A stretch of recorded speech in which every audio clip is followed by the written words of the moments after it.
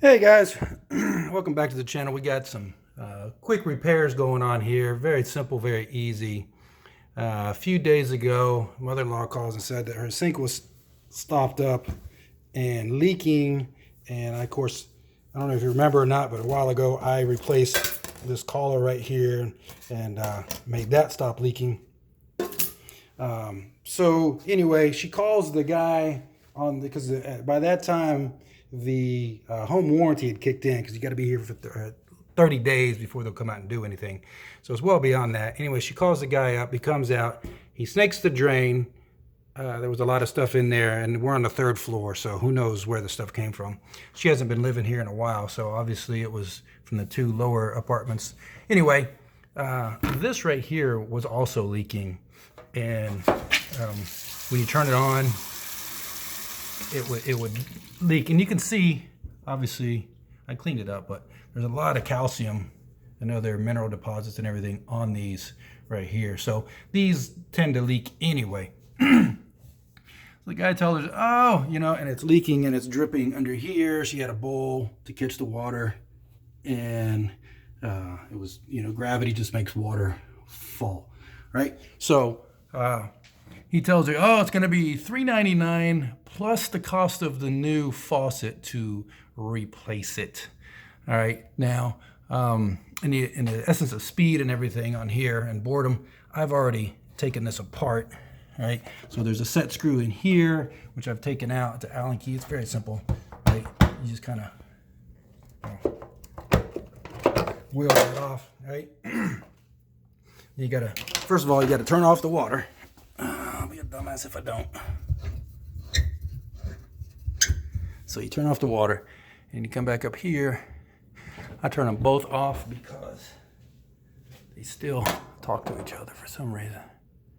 Still going to get water through the mixer from the cold side when it goes up into here. All right, so turn this on, no water. Turn that on, no water. All right, remove this screw. Now, here's where it can get challenging. All right, you gotta do one of two things, actually three things, which I did. I went out and bought the replaceable cartridge right there. Okay, now you can just go out and buy a O-ring kit. Right, they didn't have one there at the True Value, Ace True Value that I went to. Right, so where's my wrench? And plus, I didn't have a lot of time to sit around and change this O-ring out. All right, now I'm going to set this down for a second. So now just kind of keep a rag around there because some of the water is going to get out. Right. So you can see this right here is an O-ring. It's a flat washer, rubber washer. But this one here, these kind of go out sometimes too. And what will happen is when you turn the water on, right, it goes from here and then it leaks through there, right? I don't know if I can focus on that right. But anyway, so then it leaks out and you have a big problem, right? Well, again, it's just hard water and all the other crap that's in the water that over time builds up on these rubber washers. And like I said, you can do one of three things. First, and easiest thing to do, let's see if I clean off down inside there. All right, you get rid of all the deposits on there, get rid of all the deposits on here. That's the easiest thing, and then you put it back in. All right, that's the choice of action I've taken so far, and it worked because I've already turned it on, put it back together, and did everything else. Right. The other course of action is, like I said, you replace this ring and this ring, and these little O-rings, and then you put it back in. Or the third option is to replace the whole thing. Right?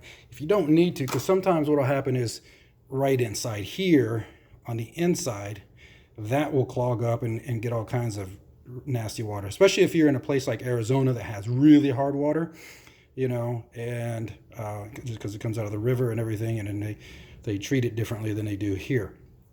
So this water is I wouldn't say it's too hard on your appliances and everything, but it will eventually over time if you don't change them out or do whatever. You get a water softener on your house and all those good things. But anyway, so you clean it up. Now this is loose because I have to clean all the water that leaked under here and all that funky stuff that's been there for a while. So anyway, I'm gonna show you how to put it all back together here in a minute. And again, just to make this video a lot faster, you don't need to see the boring, tedious stuff. Let me just touch on this. This is the bottom of that faucet right here. So these little collars spin around, right? And then you just tighten them up and they go up against this. Again, I loosened it up so I could clean off the water and everything that was underneath to make sure that there were positively no leaks, right? A lot of people won't do that, but I don't want to take any chances. And this is the cold water. This is the one that was leaking. You can see there's a little bit of corrosion on it already in there, right? And see if I can put my light on it. There's a little bit of water still dripping on it, but I'll take care of that. Anyway, I'm gonna go ahead and tighten these up and put the cartridge in on the top.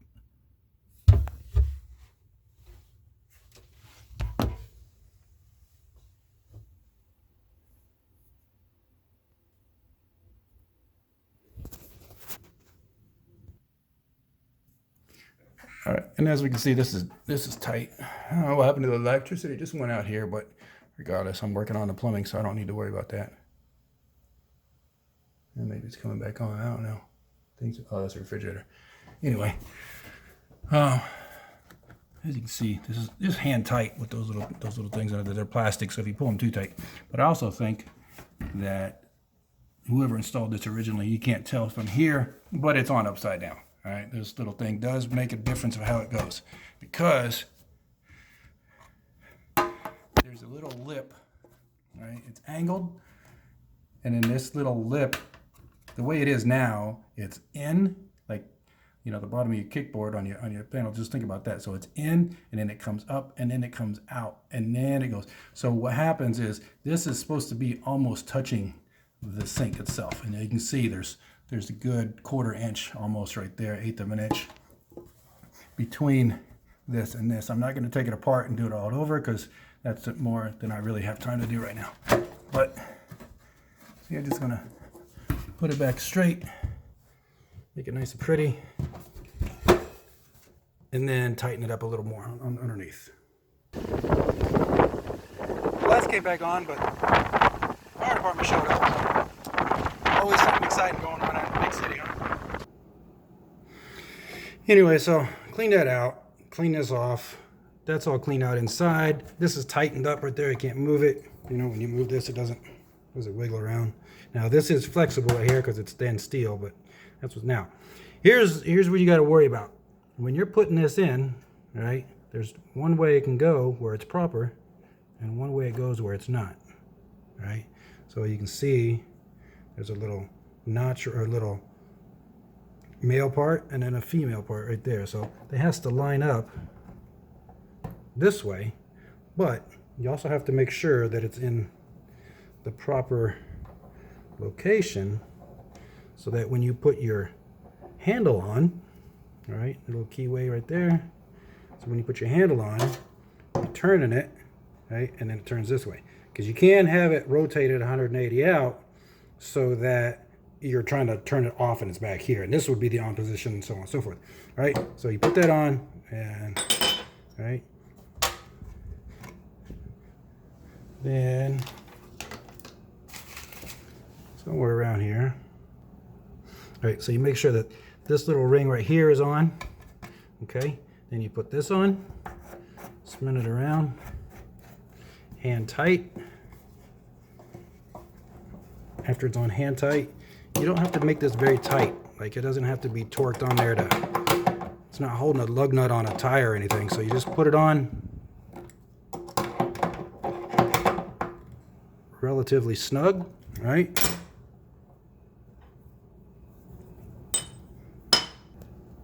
Now, since this stuck in the handle, all you got to do is use your little pliers and stick them in there and grab it, right? And then again, there's a little keyway right there, which lines up to that side, all right? Then you put it on, okay?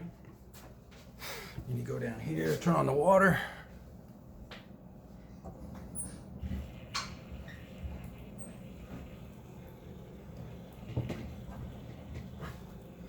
Okay, you see that this one's on and there's water dripping out of that because it's going here. A little bit of pressure. Make sure that everything's on and off when it's supposed to be.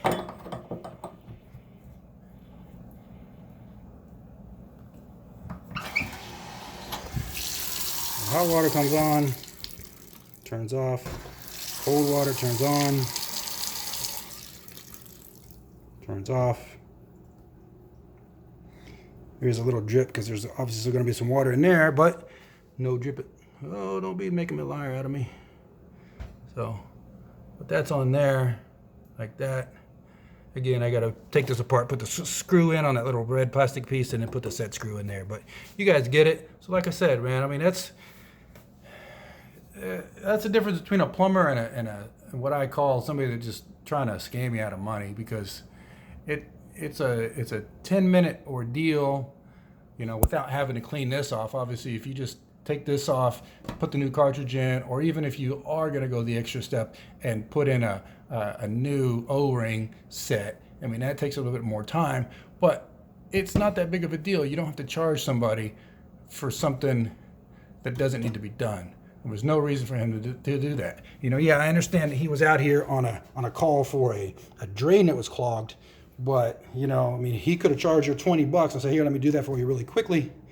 Now, the other thing is, maybe he didn't know. Maybe he wasn't that, you know, that involved in plumbing. I mean, I'm not a master plumber, but I mean, come on, it doesn't take that long to learn how to do all this stuff, right? I just learned by doing. You know, again, that's just the way I grew up and I was raised. Do something the right way first time, and then, you know, they'll call you back out whenever something really big happens, because they'll remember, hey, that guy treated me right. Same thing when I was selling cars, you know, I just treated my customers properly and politely. Didn't try to rip them off or anything. And they'd come back and they'd buy more cars and bring their family and their friends and what have you. And then, you know, it's just the way you do it. If you do good things come back, right? Karma. So anyway, that's it. Hope you guys enjoyed the video. Like I said, it's just a quick tip, quick, easy fix. You guys tell me what you think, and hit the like and subscribe and tell all your friends about it.